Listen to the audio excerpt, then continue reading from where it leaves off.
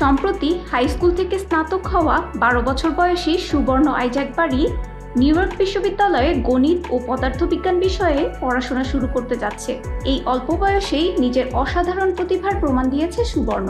শুধু bachelor degree নিয়ে সন্তুষ্ট নয়, সে ইতোমধ্যে ডক্টরাল প্রোগ্রাম শুরু করার লক্ষ্য নির্ধারণ করেছে। আগামী বছরের ফল সেশনে এই বিশ্ববিদ্যালয়ে পড়াশোনা শুরু করবে সে। লং আইল্যান্ডের হাই স্কুল থেকে সর্বকনিষ্ঠ ছাত্র হিসেবে গ্রাজুয়েশন সম্পন্ন করা সুবর্ণ বলে, আশা করছি 2026 সালের স্প্রিংয়ে 14 বছর বয়সে আমি এই কলেজ থেকে গ্রাজুয়েশন সম্পন্ন করতে পারবো।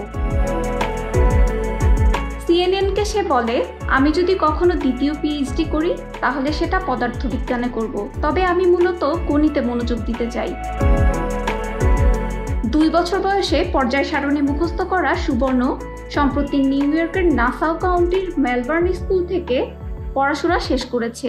সুবর্ণর পরিবার বলছে সে ছবি আঁকা, বিতর্ক ও পিয়ানো বাজাতেও দক্ষ। সুবর্ণ জানায়, 9ম গ্রেডের পড়াশোনা শেষ করে সে একবারে 12তম গ্রেডে ভর্তি হয়। 12তম গ্রেডের পড়াশোনা শেষ করে সুবর্ণ নিউ ইয়র্কের আশেপাশের কয়েকটি বিশ্ববিদ্যালয়ে নন ডিগ্রি ক্লাস নিতেন।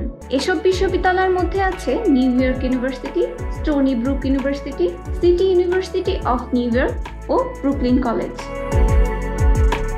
2016 সালে তৎকালীন মার্কিন প্রেসিডেন্ট বারাক ওবামা সুবর্ণর কঠোর পরিশ্রম ও অর্জনের প্রশংসা করে তাকে চিঠি পাঠান। ওই চিঠির একটি কপি সিএনএনকে দেখিয়েছে সুবর্ণর পরিবার।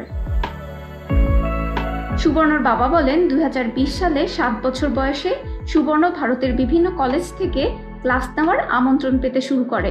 সুবর্ণর পরিবার জানায়, উচ্চ আইকিউ সম্পন্ন ব্যক্তিদের সংগঠন মেনসা তাদের বলেছে সুবর্ণর আইকিউ পরীক্ষার জন্য তার বয়স 14 হওয়া পর্যন্ত অপেক্ষা করতে হবে। ইফাতুমা, নিউজ নাও 24।